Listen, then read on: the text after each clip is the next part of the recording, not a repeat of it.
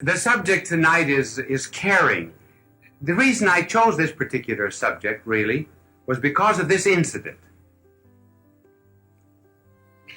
This particular day, I was too busy to go to dinner, so in the afternoon I went into a grocery store to buy some graham crackers.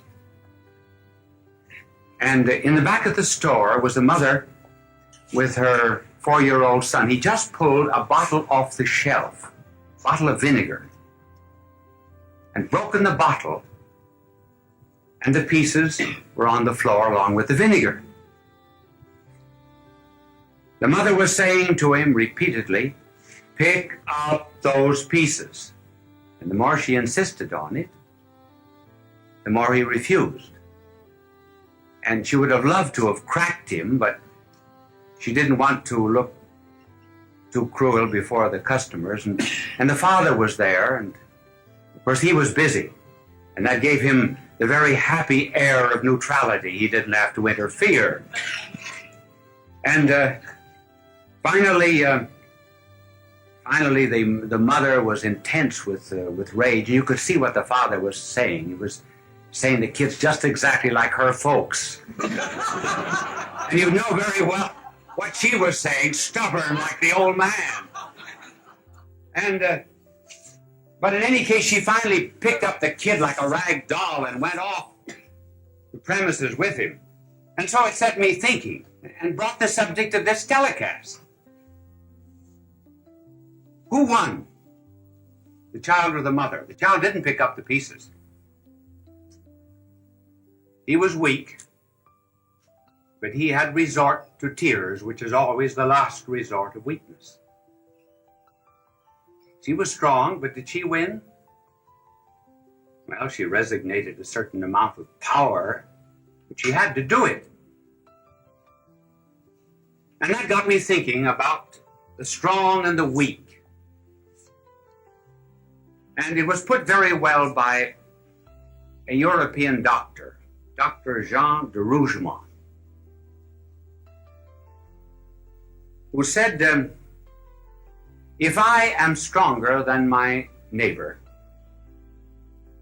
I despise him. If I am weaker than my neighbor,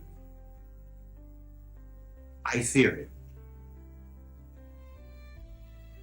If I am equal to my neighbor, I resort to subterfuges to escape obedience or to assert my superiority. So that brings up the problem, how are we going to solve this tension between, well, the rich, the poor, the educated, the uneducated, and the strong and the weak? For example, when the rich help the poor, perhaps they're obsequious, and then the poor are humiliated. Learned people are impatient with those that are ignorant. And the ignorant people, too, are humbled very often when taught by those that are wise. So what's the answer? Well, the answer is caring. There was a visitor said to one of the nuns who was washing the feet of a leper. He said, "Sister, I wouldn't do that for $1 million. And she said, "Neither would I." But she cared because she loved. She didn't consider herself above anyone in that camp.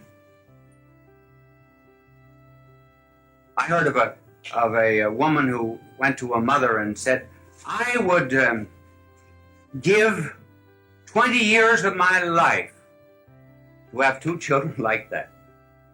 And the mother said, "That's just exactly what it cost me." And then they will find out what love is. After all, if they do not begin to love the neighbor whom they see, how can they love God who is invisible, whom they do not see? That's the place to start.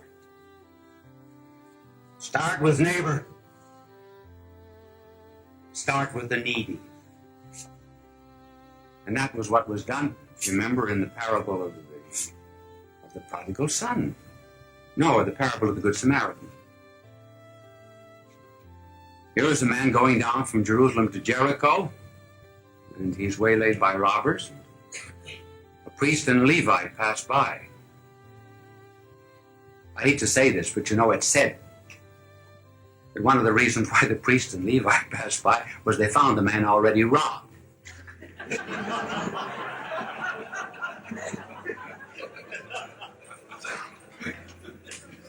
Well, in any case, they passed him by.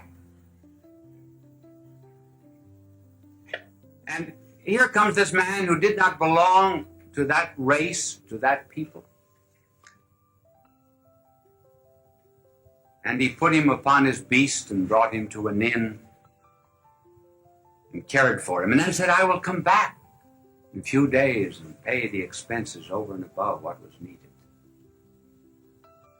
And do you know how that parable began to be told? It came from a question by a lawyer. The lawyer introduced the speculative question, who is my neighbor? And he thought that our blessed Lord would go into a long disquisition about who is my neighbor. So when it was finished, our blessed Lord said to the lawyer, now who's your neighbor? We said, I suppose the one who rendered the help. So the question is not really, who is my neighbor? The question is, to whom am I a neighbor? And I'm a neighbor to everybody in the world if I love. So it's not law, it's not a question of rights. It's just a question of loving. And that was brought home to me last week. I said to my angel, I said, Angel, how did you get your wings? Well, he said, I am not going to tell you how I got my wings, but I will tell you how a bird got its wings. And this is what my angel said. He said, God gave birds plumage and song, but no wings. And on either side of each bird, he put a burden, cross, a care.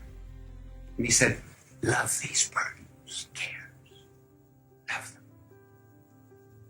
And the birds did love them.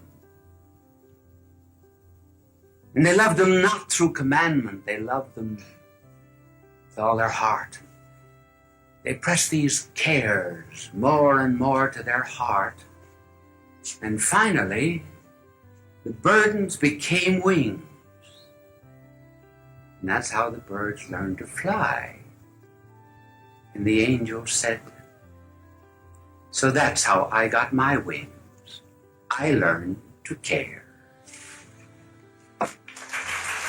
If I am that way to myself, why can't I be that way to my neighbor who's weak too?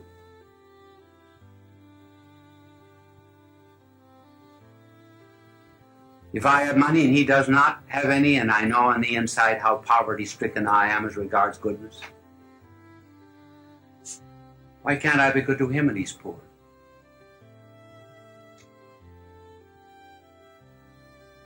This is the basis of caring. Then I belong to the companionship of the needy. The fellowship of those that are looking for help. I'm not above them. I am one with them. Did you ever ask yourself why our blessed Lord should have said, love your neighbor as yourself? Why did he not say, love your neighbor more than yourself? Well, because if you love yourself, knowing really the way you are, then if you give that kind of love to your neighbor, you really are wonderful. You're marvelous.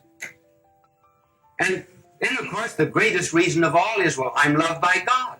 Therefore, I've got to love everybody else. I must not say, for example, God loves everybody, therefore God loves me. No.